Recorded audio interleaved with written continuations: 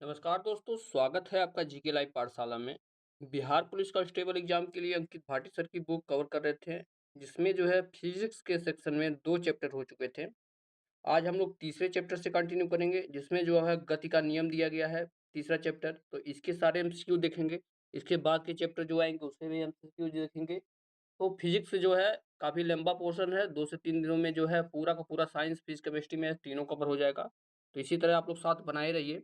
चलिए शुरू करते हैं। ध्यान रखिए इस बात को कि जो है एमसीक्यू सेक्शन के बाद जो है थ्योरी सेक्शन भी पूरा का पूरा कवर होगा, तो आप लोग साथ बनाए रखेंगे, तो जो है सब कुछ कवर हो जाएगा। जो भी लोग जुड़ रहे हैं प्लीज़ आप लोग चैनल को ज़रूर सब्सक्राइब कीजिएगा। बार-बार यही निवेदन है कि आप लोग चैनल को ज़रूर सब्सक्राइब कीजिए। चलिए शुरुआत करते हैं। गति के नियम से कितने भी एमसीक्यू बनने वाले हैं, सारे के सारे एक बार देख लेते हैं। एमसीक्यू सेक्शन में जो है पहले भी आए हुए प्रश्न सारे के सारे एक साथ मिलाए गए हैं इसमें। जैसे पहला प्रश्न दिया गया है, न्यूटन के गति के तीसरे नियम का कौन सा उदाहरण है? ये जो है 2024 के एग्जाम में पूछा गया था। जवाब हो जाएगा रॉकेट का उड़ना जो है न्यूटन की गति के तीसरे नियम पर आधारित है। ये ऑप्शन यहाँ से सही होगा। दूसरा प्रश्न है, जड़त्व का नियम न्यूटन का कौन सा नियम है? जड़त्व का नियम यानी किस नियम को जो है न्यूटन के जड़त्व का नियम भी कहते हैं? ऑप्शन ए है प्रथम नियम, बी है द्वितीय और सी है तृतीय नियम और डी इनमें से कोई नहीं। जवाब हो जाएगा न्यूटन के प्रथम नियम को जो है जड़त्व का नियम भी कहते हैं। यानी कोई जो है वस्तु विरामावस्था में है तो विरामावस्था में ही रहेगी जब तक जो है उस पर कोई बाह्य बल न लगाया जाए। यह न्यूटन का प्रथम नियम है।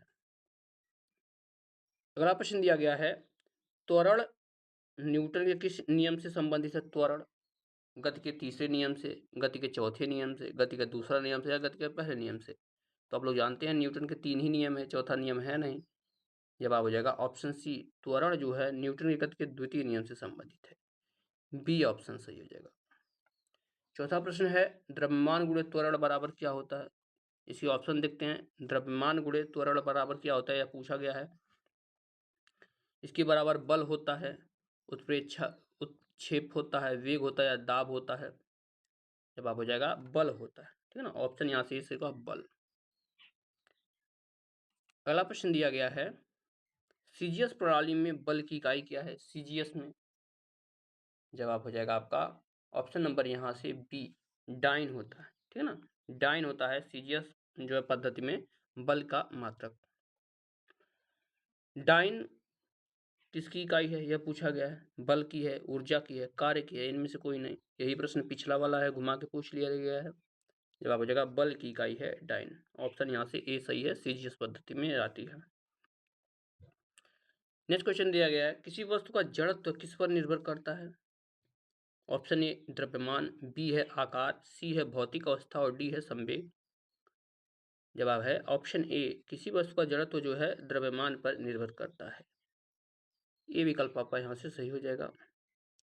आठवां प्रश्न है, जी का मान कितना होता है? जी का मान, गुरुत्वाकर्षण शक्ति जी का मान यहाँ पर पूछ दिया गया है, कितना होता है? आठवां प्रश्न है। जवाब हो जाता है आपका ऑप्शन नंबर यहाँ से ए, 9.8 मीटर पर सेकंड स्क्वायर होता है। 9.8 मीटर पर सेकंड स्क्वायर। अगला प्रश्न इसमें दिया गया है, न्यूटन की गति का द्वितीय नियम कौन सा है? द्वितीय नियम को कौन सा नियम कहते हैं? जवाब हो जाएगा इसे जो है त्वरण का नियम कहते हैं। सी ऑप्शन यहाँ से किसका बोलते हैं? त्वरण का नियम बोलते हैं। अगला प्रश्न देखते हैं, इसमें दिया गया है, 4 मीटर पर सेकंड स्क्वायर का त्वरण उत्पन्न करने हेतु 236 किलोग्राम द्रव्यमान वाले निकाय पर लगाए जाने वाला बल कितना होगा, यह बताना है। 59 न्यूटन होगा, 944 न्यूटन होगा, 118 न्यूटन होगा या 472 न्यूटन होगा? जवाब हो जाएगा यह जो है 944 न्यूटन होगा। बी आपका सही विकल्प बनेगा। अगला प्रश्न है, निम्नलिखित में से कौन सा कथन गति के तीसरे नियम के बारे में सत्य है? यानी गति का तीसरा नियम क्या कहता है? तो गति का तीसरा नियम बताता है कि क्रिया और प्रतिक्रिया समान विपरीत होती है और दो अलग अलग निकायों पर कार्य करती है। ठीक है ना, ये आपका न्यूटन की गति का तीसरा नियम है। यानी हम किसी जो है पर बल लगाते हैं तो वह जो है अपनी प्रतिक्रिया में उतना ही बल हमें वापस लगाता है। ऑप्शन यहाँ से आपका ए सही हो जाएगा। नेक्स्ट क्वेश्चन दिया गया है, ध्यान से इस क्वेश्चन को देखिए। दिया गया आकृति में दिखाए गए बलों कौन F1 और F2 के परिणामी बलों का परिणाम कितना होगा। यानी F1 जो है आपका इधर लगा गया है और F2 जो है इधर लगाया गया। F1 4 न्यूटन है, F2 जो है 3 न्यूटन है। तो कितना होगा, 7 न्यूटन होगा, 5 न्यूटन होगा, 3 न्यूटन होगा। जवाब हो जाएगा आपका ऑप्शन नंबर यहाँ से 12वें का बी सही होगा, 5 न्यूटन होगा। ठीक है ना, क्योंकि जो है इस तरह से बल लगेगा तो यहाँ पर जो है 25 हो जाएगा। उसके बाद जो है पाइथागोरस प्रमेय से इसको सॉल्व करेंगे तो 5 का स्क्वायर रूट आपका 25 का 5 आ जाएगा। अगला प्रश्न बनेगा, न्यूटन के गति का पहला नियम किसी निकाय के निम्नलिखित आंतरिक गुणों में से किसका परिणाम है। ऑप्शन ए द्रव्यमान का, बी है वजन का, सी जड़त्व का और डी श्यानता का है। जवाब बनेगा ऑप्शन बी, यह जो है वजन का है। बी ऑप्शन यहाँ से आपका सही जवाब में आ जाएगा। अगला प्रश्न है, 1 किलोग्राम वजन किसके बराबर होता है। 9.8 न्यूटन, 1 न्यूटन, सी ऑप्शन में है 980 न्यूटन या डी में है 98 न्यूटन। तो 1 किलोग्राम वजन जो है 9.8 न्यूटन के बराबर होता है। ये आपका सही विकल्प होगा, 9.8 न्यूटन। अगला प्रश्न है, एक वस्तु पर 20 न्यूटन का बल लागू किया जाता है और यह 2 मीटर पर सेकंड स्क्वायर के त्वरण के साथ गति करती है। वस्तु के द्रव्यमान की गणना करनी है, कितना होगा। 200 किलोग्राम होगा, 40 किलोग्राम, 20 किलोग्राम या 10 किलोग्राम होगा। जवाब हो जाएगा आपका यह जो है 10 किलोग्राम होगा। डी आपका सही विकल्प होगा, 10 किलोग्राम। अगला प्रश्न है, निम्नलिखित में से कौन सा सिद्धांत न्यूटन ने दिया था। सौरमंडल का सिद्धांत, सापेक्षता का सिद्धांत, गति का नियम या आणविक सिद्धांत। जवाब हो जाएगा न्यूटन ने जो है गति का नियम दिया था। सी ऑप्शन से होगा, गति का नियम जो है किसने दिया था, न्यूटन ने दिया था। अगला प्रश्न है, एक खुरदरे आनत तल के लिए विश्राम कोण 60 डिग्री है। घर्षण गुणांक बताना है आपको, कितना होगा। √3 होगा, 1/√3 होगा, 1 होगा या 0 होगा। 17वां प्रश्न है। जवाब हो जाएगा √3 होगा। सी ऑप्शन सही है, यानी कर्ली में 3 होगा इसका जवाब। 18 नंबर का प्रश्न देखते हैं। इसमें दिया गया है, कोई वस्तु सतत चाल से गति करती रहती है जब तक उस पर कोई क्या न लगा हो। आवेग न लगा हो, जड़त्व न लगा हो, बल न लगा हो या दाब न लगा हो। जवाब हो जाएगा आपका ऑप्शन नंबर यहाँ से सी हो जाएगा, कोई बल न लगा हो। यह न्यूटन का प्रथम नियम है। यदि कोई वस्तु जो है गति अवस्था में है तो गति अवस्था में ही लगी रहेगी, अगर विरामावस्था में है तो विरामावस्था में ही रहेगी, जब तक उस पर कोई बाह्य बल न लगाया जाए। 19वां प्रश्न है, झूले पर बैठे लड़के की गति कौन सी गति होती है। एक समान होती है, वृत्तीय गति होती है, असमान गति होती है या आवर्ती गति होती है। 19वां प्रश्न है। जवाब हो जाएगा झूले पे बैठे लड़के की गति जो है आवर्ती गति होती है। डी यहाँ से सही विकल्प में आएगा। नेक्स्ट क्वेश्चन है, यम द्रव्यमान की कोई वस्तु जो त्वरण ए से गतिशील है उस पर प्रयुक्त बल क्या होगा। 20वां प्रश्न है। इसका जवाब हो जाता है आपका ऑप्शन नंबर यहाँ से सी हो जाएगा, यम गुणे ए होगा, यानी द्रव्यमान गुणे त्वरण होगा। ऑप्शन यहाँ से सी सही हो जाएगा।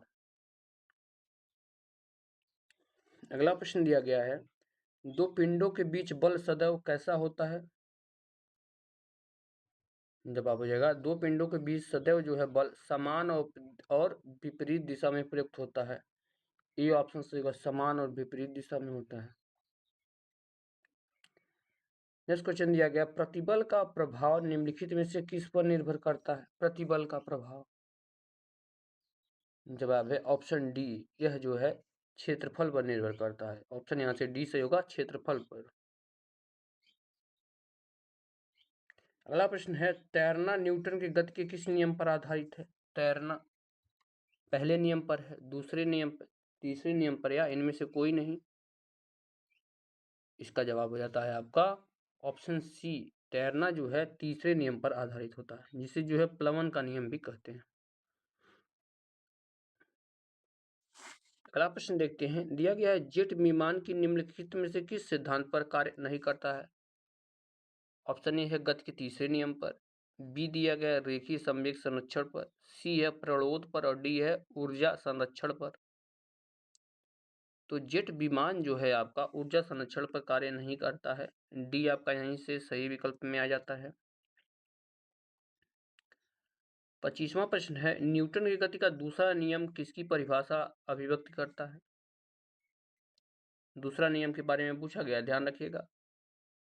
ऑप्शन ए है बल परिवर्तन दर, बी है गति परिवर्तन दर, सी है त्वरण परिवर्तन और डी है संवेग परिवर्तन। इसका जवाब हो जाएगा आपका ऑप्शन नंबर यहाँ से डी सही होगा। यह जो है संवेग परिवर्तन की दर पर निर्भर करता है, परिभाषित करता है। डी आपका सही विकल्प होगा। नेक्स्ट क्वेश्चन देखते हैं, इसमें पूछा गया है गोला दागने के बाद तो पीछे की ओर धक्का मारने का कारण क्या है? तो यह जो है सही विकल्प होगा। यह जो है न्यूटन की गति का तीसरा नियम है। इसे जो है क्रिया प्रतिक्रिया का नियम भी कहते हैं। इसे क्या बोलते हैं? क्रिया प्रतिक्रिया का नियम भी कहते हैं। नेक्स्ट क्वेश्चन की तरफ बढ़ते हैं। 27वां प्रश्न दिया गया है इसमें से, न्यूटन का दूसरा नियम मापन प्रदान करता है त्वरण का, बल का, संवेग का या कोणीय संवेग का? जवाब हो जाएगा यह जो है बल का मापन प्रदान करता है। बी ऑप्शन यहाँ से सही हो जाएगा, बल का। अगला प्रश्न दिया गया है, निम्नलिखित में से कौन सा युग्म गलत है? गलत युग्म की यहाँ पर बात हो रही है। 1 न्यूटन बराबर 10/5 डाइन, 1 आर्मस्ट्रांग बराबर 10/-10 मीटर है। सी ऑप्शन में है 1 ग्राम बल बराबर 980 डाइन और डी है 1 जूल बराबर 10/5 अर्ग। जवाब हो जाएगा ऑप्शन डी, 1 जूल बराबर 10/5 अर्ग नहीं होता है। ऑप्शन डी यहाँ से जो है गलत होगा। बाकी ये तीनों के तीनों सही है और यह जो है डेटा पूछा भी जा सकता है। 20वां प्रश्न दिया गया है, दो वस्तुओं के मध्य परस्पर क्रिया होती है, कौन सी क्रिया होती है? तो इसके ऑप्शन देखते हैं, दो वस्तुओं के मध्य जो है कौन सी क्रिया होती है। ऑप्शन ए है जड़त्व, बी है आपका संवेग, सी है दाब और डी है बल। जवाब हो जाएगा इसमें जो है बल की क्रिया होती है। बल जो है दो वस्तुओं के बीच परस्पर क्रिया होती है। ऑप्शन यहाँ से आपका डी सही हो गया है। अगला प्रश्न में दिया गया है, इसमें से कौन है जो प्रकृति में अकेले कभी नहीं रहता है? बल ऑप्शन ए में है, बी वेग है, सी गति है और डी है आपका दबाव। जवाब हो जाएगा बल जो है प्रकृति में कभी अकेले नहीं रहता है। ये आपका सही विकल्प होगा। बल पे हम लोग लगा के आगे बढ़ेंगे।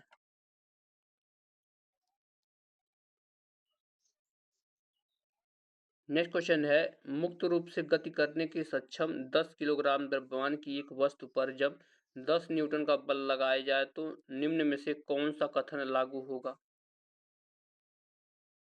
जवाब हो जाएगा ऑप्शन सी, इसके लिए निकाय 1 मीटर पर सेकंड के त्वरण से गति करेगा। ऑप्शन यहाँ से सी सही हो जाएगा, 1 मीटर पर सेकंड स्क्वायर के त्वरण से गति करेगा। अगला प्रश्न है, न्यूटन की गति का तीसरा नियम निम्नलिखित में से किन स्थितियों पर लागू होता है? जवाब हो जाएगा जब कोई व्यक्ति नाव से नदी के किनारे कूदता है तो नाव पीछे को जाती है। जो है न्यूटन की गति का तीसरा नियम है क्रिया प्रतिक्रिया का नियम। ये आपका सही विकल्प होगा। अगला प्रश्न देखेंगे, इसमें दिया गया है न्यूटन का निम्नलिखित में से कौन सा नियम बल की परिमाणात्मक परिभाषा देता है? परिमाणात्मक परिभाषा की बात यहाँ पर हो रही है। सर्वाधिक गुरुत्वाकर्षण का नियम, गति का प्रथम नियम, गति का द्वितीय नियम या गति का तृतीय नियम? इसका जवाब बनता है आपका ऑप्शन डी है, जो है गति का द्वितीय नियम है। डी ऑप्शन यहाँ से सब बनेगा। अगला प्रश्न है, गैलीलियो के गिरते पिंड के नियम को और किस नाम से जाना जाता है? तो इस नियम को जो है हम लोग न्यूटन का प्रथम नियम भी कहते हैं। जो है बी विकल्प सही होगा, न्यूटन का प्रथम नियम भी ये कहा जाता है।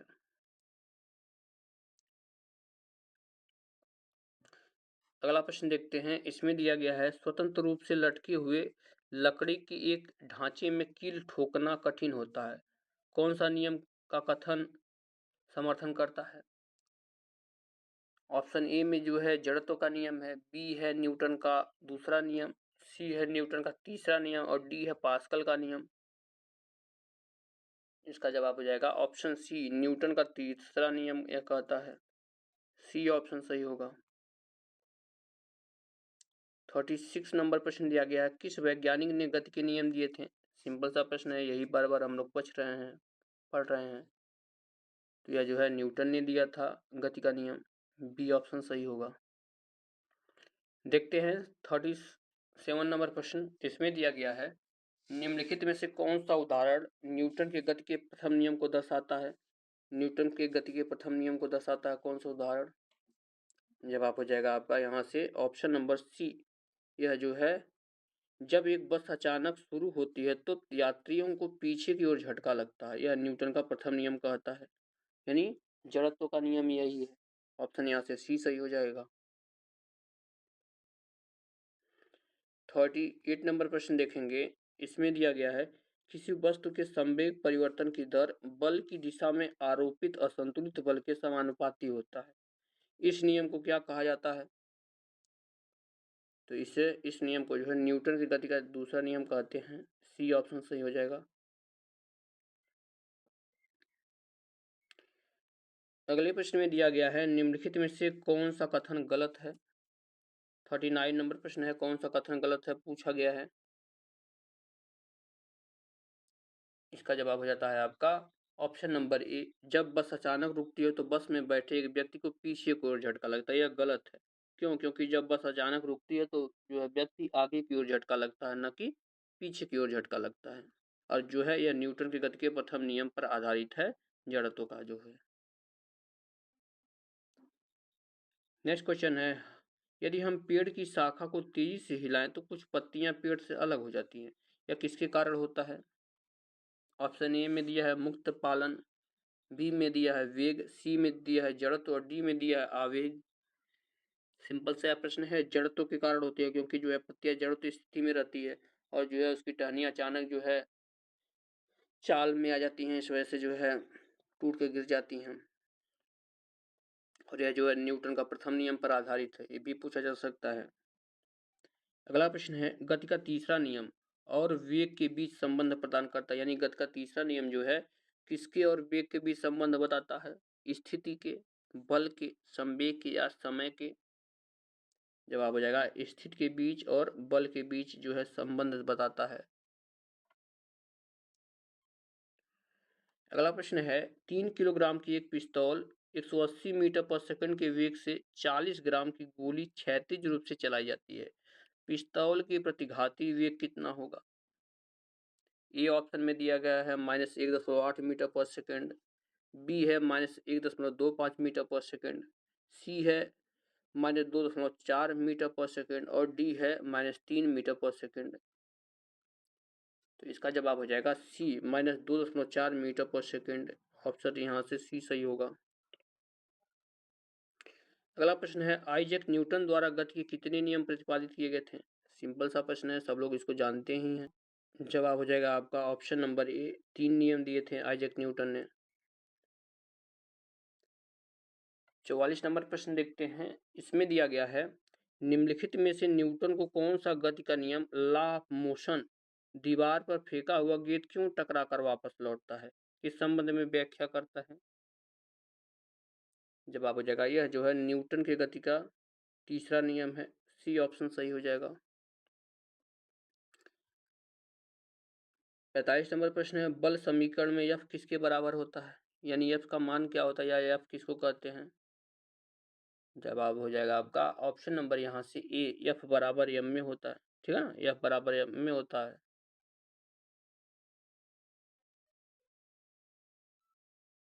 अगला प्रश्न देखते हैं। 46 नंबर का दिया गया है, यदि 10 न्यूटन और 5 न्यूटन के दो बल एक वस्तु पर एक ही दिशा में लगाए जाते हैं तो वस्तु पर कार्यरत कुल बल कितना होगा? ऑप्शन ए में है 10 न्यूटन, बी में है 25 न्यूटन, सी में है 15 न्यूटन और डी में है 50 न्यूटन। जवाब हो जाएगा आपका ऑप्शन सी, यह जो है 15 न्यूटन के बराबर होगा। सी सही विकल्प होगा। नेक्स्ट क्वेश्चन में दिया गया है 20 किलोग्राम द्रव्यमान वाली वस्तु का 4 मीटर पर सेकंड स्क्वायर के त्वरण के साथ स्थानांतरण होता है, उस पर लगने वाले बल की मात्रा की गणना करना है। ऑप्शन ए में है 80 न्यूटन, बी में है 5 न्यूटन, सी में है 10 न्यूटन और डी में है 25 न्यूटन। जवाब हो जाएगा आपका 80 Newton, option A 80 Newton. Next question दिया गया है एक 2 किलोग्राम की वस्तु 4 मीटर पर सेकंड के त्वरण से गति कर रही है, इस पर लगने वाला कुल बल कितना होगा? तो यह जो है 8 न्यूटन के बराबर होगा, 8.0 न्यूटन, यानी डी ऑप्शन सही है। नेक्स्ट क्वेश्चन है 10 किलोग्राम द्रव्यमान की एक पिंड की गति 5s से में 5 मीटर पर सेकंड से 15 मीटर पर सेकंड हो जाती है, यानी 5 सेकंड में जो है 5 मीटर पर सेकंड से 15 मीटर पर सेकंड हो जाती है। उस पर एक समान त्वरण आरोपित है, पिंड पर आरोपित बल की गणना करनी है। जवाब हो जाता है ऑप्शन डी, यह जो है 200 न्यूटन हो जाएगा। ऑप्शन डी हो जाएगा 200 न्यूटन। यहाँ पर जो है बल के जितने भी जो है गति के नियम से क्वेश्चन थे सारे के सारे देख चुके हैं। अगला चैप्टर पे आते हैं जिसका नाम है आपका कार्य, ऊर्जा और शक्ति। यहाँ से जितने भी प्रश्न बनने लायक हैं सब हम लोग देखेंगे। एक चैप्टर समाप्त हो गया है। अगर आपको ये वीडियो पसंद आ रही हो तो आप लोग प्लीज़ जो है ज़रूर से ज़रूर लाइक करिएगा और दोस्तों के साथ ज़रूर शेयर करते रहिए। प्लीज़ आप लोग से हाथ जोड़ के निवेदन है कि जो लोग नए हैं प्लीज़ आप लोग चैनल को जरूर सब्सक्राइब कीजिएगा। चलिए शुरुआत करते हैं कार्य, ऊर्जा एवं शक्ति को। इसके आए हुए सभी प्रश्न यहाँ पर दिए गए हैं। बहुत ही अच्छे प्रश्न जो है इस प्रश्न पत्र में इंक्लूड हैं। बहुत ही अच्छे बुक है। अगर ये बुक को आप जो है पढ़ेंगे तो आपको जो है एक ओवरव्यू मिल जाएगा किस तरह से प्रश्न बन रहे हैं और ज़्यादातर प्रश्न आने की संभावना इसी बुक से है। प्रश्न दिया गया है पहला, 10 न्यूटन का एक बल एक निकाय पर काम कर रहा है, निकाय बल की दिशा में 5 मीटर विस्थापित हो जाता है, कार्य ज्ञात कीजिए। तो कार्य बताना है। यह जो है बिहार पुलिस में प्रश्न पूछा गया था। Option A 10 newton metre, B है 50 न्यूटन मीटर, सी है 2 न्यूटन और डी है 5 न्यूटन। जवाब हो जाएगा आपका ऑप्शन बी 50 न्यूटन मीटर। अगला प्रश्न यहाँ से दिया गया है, गतिमान वस्तु में कौन सी ऊर्जा होती है? द्रव होती है, स्थितिज ऊर्जा होती है, गतिज ऊर्जा या यांत्रिक ऊर्जा? सिंपल सा प्रश्न है। अगर वस्तु गतिमान है तो उसमें जो है गतिज ऊर्जा होगी। सी आपका सही विकल्प होगा। नेक्स्ट क्वेश्चन है ऊर्जा का एसआई मात्रक क्या है? ऊर्जा का ऑप्शन ए में जूल है, बी में वाट है, सी में न्यूटन है और डी है इनमें से कोई नहीं। तो ऊर्जा का एसआई मात्रक जो है जूल होता है। ये ऑप्शन सही होगा, जूल। चौथा प्रश्न दिया गया है, सौर कुकर में सौर ऊर्जा भंडारण के लिए निम्नलिखित में से किस दर्पण का उपयोग किया जाता है? यह जो है बिहार पुलिस कांस्टेबल में 2024 में पूछा गया था। अर्ध समतल होता है, उत्तल होता है, समतल या अवतल दर्पण का प्रयोग किया जाता है। तो इसमें जो है अवतल दर्पण का प्रयोग किया जाता है। डी आपका सही विकल्प होगा। अगला प्रश्न है एक संपीड़ित स्प्रिंग में कौन सी ऊर्जा होती है? यानी स्प्रिंग को ऐसे फैलाया जाता है तो उसमें कौन सी ऊर्जा कार्य करती है? ऑप्शन ए है स्थितिज ऊर्जा, बी रासायनिक ऊर्जा, सी गतिज ऊर्जा या डी विद्युत ऊर्जा। जवाब हो जाएगा इसमें स्थितिज ऊर्जा होती है, क्योंकि जो है वह पहले की अवस्था में आने की कोशिश करता है, तो जो है स्थितिज ऊर्जा होती है। नेक्स्ट क्वेश्चन, अगर कोई प्रणाली एक कार्य W को T समय में करता तो उसकी क्षमता P किस तरह से दर्शाई जाएगी? यह जो है फार्मूला एक बन जाता है। जवाब बन जाता है ऑप्शन नंबर यहाँ से सी, W/T होता है, यानी P बराबर W/T होता है। P बराबर W/T होता है। सी ऑप्शन सही हो जाएगा। सातवें प्रश्न की तरफ बढ़ते हैं। प्रश्न यहाँ पर दिया गया है, एक पिंड का द्रव्यमान 200 ग्राम है तथा इसका वेग 20 मीटर पर सेकंड है, तो पिंड की गतिज ऊर्जा क्या होगी? यह पूछा गया है आपसे। जवाब हो जाएगा 40 जूल। ऑप्शन यहाँ से डी हो जाएगा। क्या हो जाएगा? 40 जूल होगा।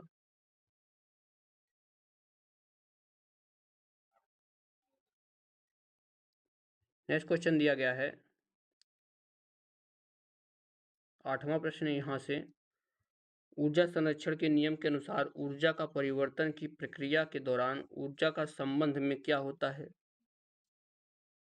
तो सही जवाब हो जाएगा ऑप्शन ए। इसमें जो है न तो ऊर्जा में वृद्धि होती है, न तो ऊर्जा में कमी होती है। ए ऑप्शन सही हो जाएगा 8वें प्रश्न का। 9वां प्रश्न दिया गया है, यदि द्रव्यमान m की एक निकाय का संवेग p है तो गतिज ऊर्जा क्या होगी? इसका जवाब है ऑप्शन बी, p²/2m होगा। बी ऑप्शन सही हो जाएगा, p²/2m। अगला प्रश्न है, पृथ्वी के चारों ओर एक वृत्ताकार कक्षा में गतिमान उपग्रह की कुल गतिज ऊर्जा प्लस स्थितिज ऊर्जा E0 है, इसकी स्थितिज ऊर्जा क्या होगी? जवाब हो जाएगा आपका ऑप्शन नंबर यहाँ से ए, 2E0 होगी। ऑप्शन यहाँ से ए सही हो जाएगा। अगला प्रश्न है, गतिज ऊर्जा का मान किस पर निर्भर करता है? ऑप्शन ए है द्रव्यमान और वेग पर, बी है ऊर्जा पे, सी है केवल एक वेग पे और डी है केवल द्रव्यमान पे। तो जो है गतिज ऊर्जा का मान जो है इसके द्रव्यमान और वेग पर निर्भर करता है। ए ऑप्शन सही हो जाएगा। 12वां प्रश्न है, एक अश्व शक्ति यानी एक हार्स पावर किसकी कितने वाट के बराबर होता है? तो एक हार्स पावर जो है आपके 746 वाट के बराबर होता है। सी ऑप्शन यहाँ से आपका बनेगा, 746 वाट के बराबर होता है। अगला प्रश्न देखते हैं, एक फोटो सेल प्रकाश ऊर्जा को किस में परिवर्तित करता है? क्या यह उष्मा में ऊर्जा में परिवर्तित करता है? बी ऑप्शन में है यांत्रिक ऊर्जा में, सी है विद्युत ऊर्जा में और डी है रासायनिक ऊर्जा में। इसका जवाब हो जाएगा सी, फोटो सेल जो है विद्युत ऊर्जा में प्रकाश ऊर्जा को जो है विद्युत ऊर्जा में बदल देता है। अगला प्रश्न है, 1 किलोवाट हावर्स किसके बराबर होता है? तो 1 किलोवाट घंटा जो होता है यह है आपके 36 × 10⁵ जूल के बराबर होता है। यहाँ से आपका सी ऑप्शन सही हो जाएगा। 15वां प्रश्न दिया गया है, कार्य करने की दर या ऊर्जा के स्थानांतरण की दर के रूप में क्या परिभाषित किया गया है? इसका जवाब हो जाएगा ऑप्शन बी, शक्ति परिभाषित किया गया है। बी ऑप्शन आपका यहाँ से बनेगा। 16वें प्रश्न को देखेंगे, इसमें दिया गया है निम्नलिखित में से कौन शक्ति की इकाई है? ऑप्शन ए में वाट दिया है, बी है जूल पर सेकंड, सी है ए और बी दोनों और डी है इनमें से कोई नहीं। इसका जवाब हो जाएगा ए और बी दोनों। ठीक है ना, शक्ति की इकाई वाट भी है और जूल पर सेकंड भी है। तो आपका सी ऑप्शन यहाँ से बनेगा, ए बी दोनों। 17वें प्रश्न में दिया गया है, किए गए कार्य को 1 जूल कहा जाता है जब वह कितना कार्य होता है? इसका जवाब हो जाएगा ऑप्शन बी, 1 न्यूटन का बल किसी पिंड पर 1 मीटर तक विस्थापित करता है तो उसे जो है 1 जूल कार्य कहते हैं। बी ऑप्शन यहाँ से हो जाएगा।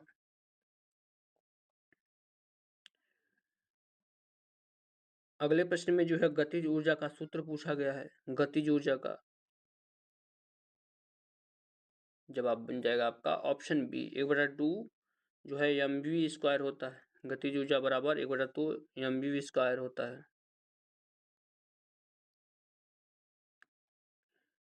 19 नंबर का प्रश्न दिया गया है, कौन सी ऊर्जा का एक रूप है जो किसी वस्तु की स्थिति से उत्पन्न होता है? जवाब हो जाएगा ऑप्शन बी, स्थिति ऊर्जा जो है वह ऐसा एक रूप है जो किसी वस्तु की स्थिति से उत्पन्न होता है। और गतिज ऊर्जा की बात करते हैं तो गति से उत्पन्न होता है। इस तरह से भी प्रश्न आपके पेपर में बनते आए हैं। 20वां प्रश्न दिया गया है यहाँ पर, एक वस्तु को एक निश्चित दूरी से गिराया जाता है, जब वह आधी दूरी पर होता है तो उसमें क्या होता है? गतिज और स्थितिज ऊर्जा दोनों होती है। बी ऑप्शन में है केवल गतिज ऊर्जा होती है, सी में है केवल स्थितिज ऊर्जा होती है और डी है शून्य ऊर्जा होती है।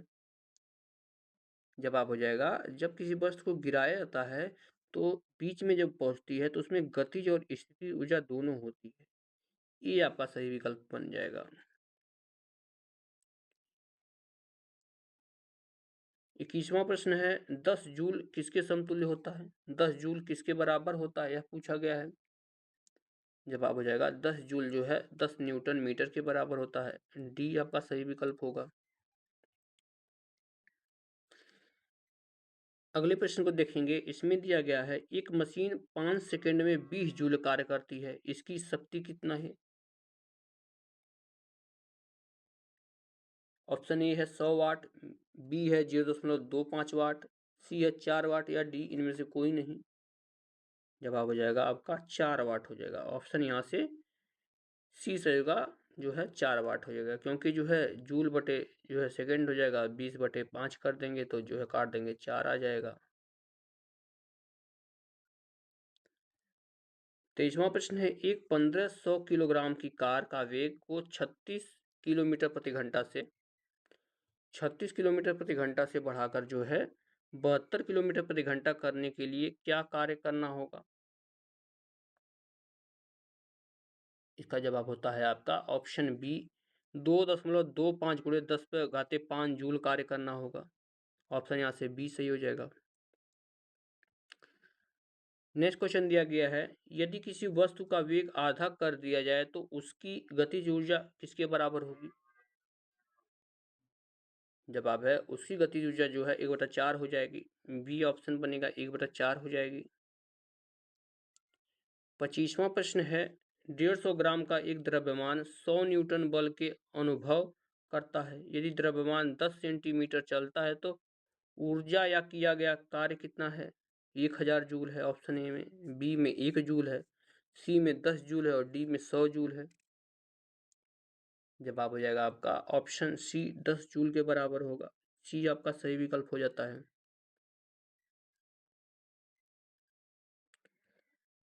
नेक्स्ट क्वेश्चन है एक वस्तु पर भूमि स्तर से पहले 5 मीटर तक, फिर 10 मीटर तक और फिर 15 मीटर तक ऊपर उठाया जाता है। किसी ऊंचाई पर वस्तु की स्थिति ऊर्जा का अधिकतम होगा? 10 मीटर पर होगा, 15 मीटर पर होगा या 5 मीटर पर होगा या भूमि स्तर पर होगा? जवाब हो जाता है आपका ऑप्शन नंबर यहाँ से बी 15 मीटर पर होगा, यानी जितनी ऊंचाई पर रोका जाएगा उतना ही जो है स्थिति ऊर्जा अधिकतम होगी। बी ऑप्शन सही हो जाएगा। अगला प्रश्न है 5 किलोग्राम की एक वस्तु विरामावस्था में स्थित है, स्थिर बल क्रिया के तहत 10 मीटर पर सेकंड की गति से प्राप्त करता है, बल द्वारा किया गया कार्य कितना होगा? 27वां प्रश्न है। जवाब बनता है आपका ऑप्शन नंबर बी, यह जो है 250 जूल के बराबर होगा। बी ऑप्शन सही है, 250 जूल के बराबर होगा। अगला प्रश्न है एक उड़ते हुए जेट में कौन सी ऊर्जा होती है? ऑप्शन ए है स्थितिज ऊर्जा, बी है गतिज ऊर्जा, सी है पवन ऊर्जा और डी है गतिज तथा स्थितिज ऊर्जा दोनों। उड़ते हुए जेट प्लेन की बात हो रही है, तो इसमें जो है गतिज और स्थितिज ऊर्जा दोनों होती है। डी आपका सही विकल्प होगा। नेक्स्ट क्वेश्चन दिया गया है किसकी भौतिक राशि वाट में मापा जाता है? ऑप्शन ए है शक्ति, बी है संवेग, सी है आवेग और डी है गतिज ऊर्जा। वाट में कौन मापा जाता है यह पूछा गया है, तो जो है शक्ति को जो है वाट में मापते हैं। ये सही विकल्प में आता है। 30वां प्रश्न है कार्य करने की दर क्या कहलाती है? ए ऑप्शन में बल दिया गया, बी में शक्ति है, सी में ऊर्जा है, डी में है आवेग। जवाब हो जाएगा कार्य करने की दर जो है शक्ति कहलाती है। बी ऑप्शन सही होगा। 31 नंबर प्रश्न दिया गया है यदि किया गया कार्य शून्य है तो बल और विस्थापन के बीच का कोण कितना होगा? Option A 0 degree, B 90 degree, C 45 degree या डी है 30 डिग्री। जवाब हो जाएगा 90 डिग्री होगा। ठीक है ना, किया गया कार्य शून्य है तो बल और विस्थापन जो है सीधी रेखा में होंगे 90 डिग्री में। ये ऑप्शन बी ऑप्शन सही होगा। नेक्स्ट क्वेश्चन दिया गया एक कुली 100 मीटर दूरी तक 500 न्यूटन की भार उठाता है, उसके द्वारा किया गया कार्य कितना होगा? 50 न्यूटन, 1/5 न्यूटन, 0 न्यूटन या 5 न्यूटन। जवाब हो जाएगा 0 न्यूटन होगा। ठीक है ना, कोई कार्य नहीं किया करेगा। ऑप्शन यहाँ से सी सही हो जाएगा।